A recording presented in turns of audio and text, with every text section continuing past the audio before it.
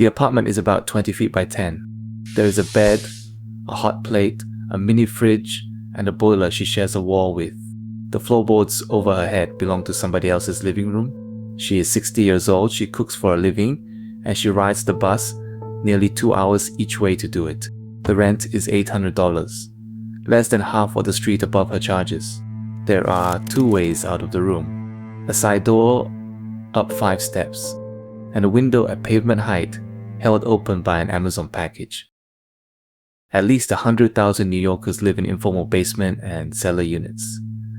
Nobody can say exactly, and that vagueness is going to matter. Most of those homes sit outside the legal rental market. The city knows this. In fact, the city passed a law to fix it. So why is she still down there, 5 steps under the pavement, with a window that fits a parcel? And why, when the fix finally arrived, did it arrive with a list of homes it refuses to touch? New York draws one line, and everything follows from it. The line is the curb. If a room is less than half below it, that room is a basement, and it can, in theory, be a legal home. If it is more than half below, it is a cellar, and it can never be one, no matter what you do to it. Same room, same family. The difference is a few inches of dirt. Now the arithmetic. Her landlord bought a house she could just about afford and found a floor underneath it that was already built, already plumbed, already heated. Renting it is the difference between keeping the house and losing it. And for Mary, the room is the difference between working in the city and leaving it. Neither of them is a criminal enterprise. There are 2 people, 1 house, and a gap where the affordable housing was supposed to be. Almost everyone on that street is doing the same thing. Nobody mentions it. On the 1st of September 2021, the remnants of Hurricane Ida stalled over New York and dropped more rain in an hour than the sewers were built to carry. 13 people died in the city that night. 11 of them died in basement apartments. In Woodside, Queens, Mingma Sherpa, her husband Ang Lama, and their 2-year-old son Lobsang drowned in the apartment below their neighbor's floor. The neighbor upstairs said the water came in so hard she could not open her own door, and she was above ground. 5 of the 6 apartments where people died had been converted illegally, which is the part that matters here, and not for the reason it sounds. It means no inspector had ever seen them. No one had ever required a second exit, or a window that opened wide enough, or a sensor that would have said, "Get out now." The discount those families were living on had a cost, and it was deferred, and it came due in about 40 minutes. Run every player's rational move. If Mary's ceiling leaks, she can call 311, and an inspector who arrives for the leak can find the apartment. If he finds the apartment, her landlord faces fines of $1,000 a day, up to $25,000. Faced with that, the cheapest thing a landlord can do is not fix the room. It is to end the tenancy. So Mary does not call. Her landlord does not call. And when the city does knock, the door mostly doesn't open. Of the tens of thousands of illegal occupancy complaints filed, inspectors were refused entry roughly 2/3 of the time, and only about 6% ended in a violation. Even the orders that do get issued mostly go quiet.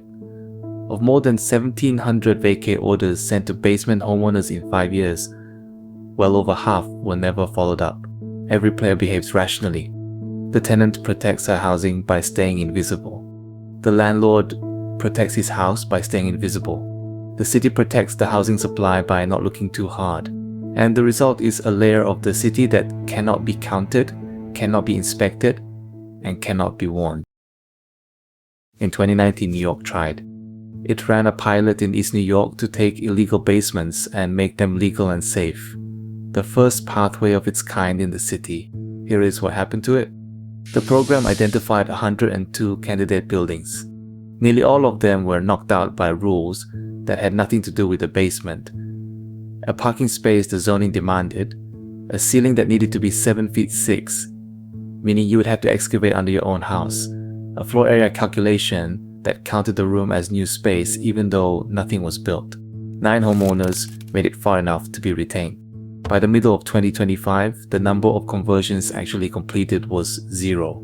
And the reason is the only number you need from this film. Bringing one basement up to code cost around $275,000, about 45% of what the whole house was worth. In a neighborhood where the median household earns $56,510, the city's housing agency was able to lend $120,000.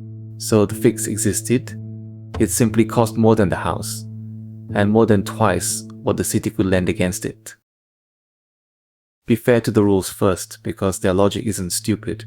A basement with one exit and a window that fits a parcel is genuinely dangerous, and a city that certifies it is putting its name on the risk. If a room floods, the honest answer may be that nobody should sleep there. That's a real argument, and it deserves saying. Now the criticism, and it is devastating. Under the 2024 law, a basement or cellar apartment cannot be legalized if it sits in the high flood risk areas. The coastal zone, the special flood hazard area, or the 10-year rainfall zone. As of April 2026, the city says applications to the subgrade pilot are still not being accepted while the implementing rules are finished. Read that against the last section. The homes that drown people are excluded from the program designed to stop people drowning. And exclusion here does not mean the rooms empty out. It means they stay exactly as they are, unpermitted, uninspected, no second exit, no sensor, no record that anyone lives there. Because the tenants still cannot afford anywhere else, and the flood zone did not make the rent go up. Whatever the intention, the effect draws a perfect circle. The more likely your home is to flood, the less likely the city will ever be allowed to look inside it. Go back to the window from the first shot, the one held open by a parcel, and look at it differently now. At the start it looked like neglect, a room nobody had bothered to make safe. But nobody forgot that window. A law was written about that window. A program was funded for that window. Inspectors were sent to that window and the door didn't open. The window is not neglect. The window is the measurement. Its rent is exactly what a 60-year-old cook can carry after 2 hours on the bus. Its illegality is exactly what the legal market declined to build. And its exclusion from the fix is exactly what the fix costs. That is the answer to the question this video is named after. New York legalize basement apartments the way you legalize anything you cannot afford to actually change. By writing the conditions so that the version in front of you doesn't qualify. The city can pass the law, fund the grants, tighten the codes. It cannot make $120,000 cover $275. Watch the numbers when the program reports, not how many basements get legalized. How many people stay in the ones that can't be. New York's basements are one version of a bargain that shows up wherever a city costs more than the work inside it pays. Take the room that isn't supposed to exist, because the ones that do are out of reach. In Taipei, the same bargain went the other way. Up onto the roofs, above the drawing instead of below the curb. That story is on screen now.